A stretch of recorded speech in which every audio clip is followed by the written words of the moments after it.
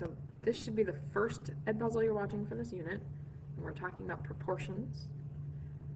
Here we're going to look at writing and solving proportions. So, a little bit of vocabulary. A proportion is an equation that states that two ratios are equivalent. Remember, ratios are fractions sometimes. So a proportion is when two fractions are equal. You can show it with numbers, like 2/3 equals 8/12.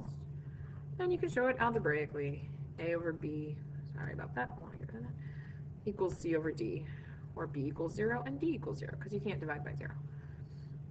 So there are a couple different methods to solving proportions, and the methods themselves are kind of important. To be able to show your work a certain way is like being able to understand how it works in different ways than the one you might want to use. So if we have the proportion 3/5 equals x over 20, these two fractions have to be equal, so I can compare the denominators.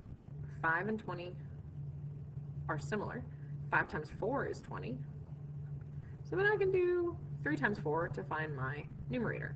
Because 3 times 4 is 12, x is 12. It's like unreducing a fraction. I'll write that out. Unreduce.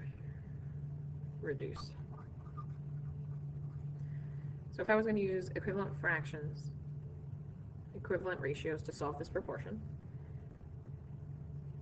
give this one a try. What would you multiply both the numerator and denominator by to get x? This is how I would show my work. 2/9 is equal to something over 27. Yeah, 9 times 3 is 27, so 3 times 3 is x. X equals 6. You would multiply by 3 on the top of the line. What are you going to multiply the numerator and denominator by in number 2? 5/6. Multiply them both by 6 to get my answer. 5 times 6 will give me my answer because 6 times 6 is 36. And so x equals 30. This works a lot of the time, and it's kind of nice. There's also solving using algebra. A fraction can also be interpreted as division. So I have a proportion that's an equation, x divided by 15 equals 2 divided by 5. So I've got my original proportion. If this was x divided by 15 equals 2, you wouldn't even hesitate to multiply by 15. You want to multiply each side by 15 to get rid of the 15 in the denominator. Those cancel out. 15 times 2/5 is 30 over 5.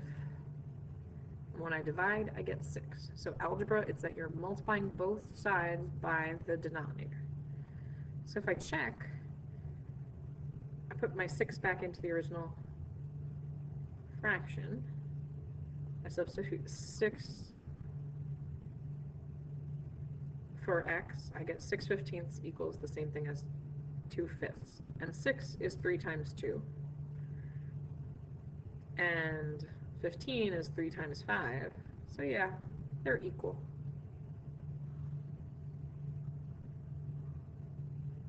So here are some checkpoint questions to solve using algebra. So you're going to multiply both sides of the equation by the same number. I'm going to multiply by 28.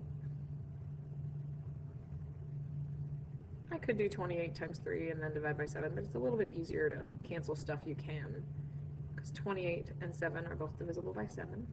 Oops, that's a 1. And that's 4. Those cancel out entirely, and you get 12 equals x. Here, 8/11 equals x over 55. I'm still pretending that this is x divided by 55. So I'm going to multiply by 55 to get rid of that. Cancel those out. I'm going to multiply on this side because you have to do the same thing on both sides of an equation. So here, 55 and 11 have a common factor of 11. So I divide first, I have 40. I don't have to do a lot of other stuff. I don't have to multiply 55 by 8. I was not looking forward to that. So again, using algebra, I'm going to say I have x divided by 8 equals 49/56. So I'm going to get rid of that divided by multiplying. And then I get x equals, well, I don't want to do 49 times 8. I'd rather simplify because I think 8 and 56 have common factors. 8 divided by 8 is 1. 56 divided by 8 is 7. Oh, 49 divided by 7 is just 7. In the last example here, we've got x divided by 6 equals 14/3. So using algebra, I'm going to get rid of that denominator. I'm going to multiply by 6 over 1 to get my x. But I don't want to do 14 times 6. I could, but I know 3 divided by 3 is 1, and 6 divided by 3 is 2. So then I just have to do 2 times 14 to get 28. Okay, here's a word problem using a proportion. It says here that the sap of maple trees is used to make maple syrup. To make 1 gallon of maple syrup takes 40 gallons of sap. We're going to write and solve a proportion to find the number of gallons of maple syrup that could be provided by 1,520 gallons of sap. So we're going to write a proportion involving two ratios comparing the number of gallons of maple syrup to the number of gallons of sap. So it's nice to keep things lined up. We know 1 gallon of maple syrup is made of 40 gallons of sap. We have 1,520 gallons of sap. We do not know how many gallons of maple syrup that will make. So we're going to solve this using algebra. I'm going to keep my proportion. My beautiful 1 over 40 equals, oh, there it is, sorry, x over 1,520. So this is x divided by 1,520. So that's what I'm going to multiply both sides by. I know this is not the easiest way to do this, but it's okay.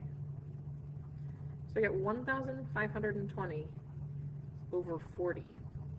So if I didn't have a calculator, again, just a little recap of long division here. 40 doesn't go into 15. It doesn't go into 1. It goes into 152.